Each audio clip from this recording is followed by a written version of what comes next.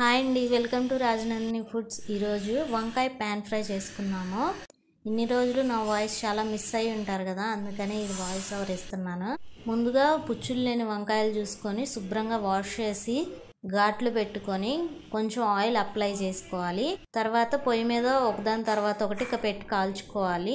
అది colour change అయ్యాక వాటర్లో వేసి పైన తొక్కు తీసుకోవాలి. నేను పైన తొక్కు రాదేమో అనుకున్నాను, కానీ చాలా ఈజీగా వచ్చేసింది.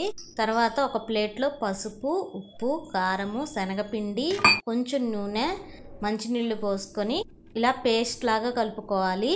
తర్వాత ఆ కారాన్ని మొత్తం వంకాయలకి బాగా కూరుకునేలాగా మెత్తగా చేసి అలాగా అప్లై చేసుకోవాలి. ప్యాన్ ఫ్రైకి ప్యాన్ కావాలి కదా, అందుకని ఐరన్ ప్యాన్ తీసుకొని ఆయిల్ వేసి ఒకదాని తర్వాత ఒకటి వేసుకోవాలి.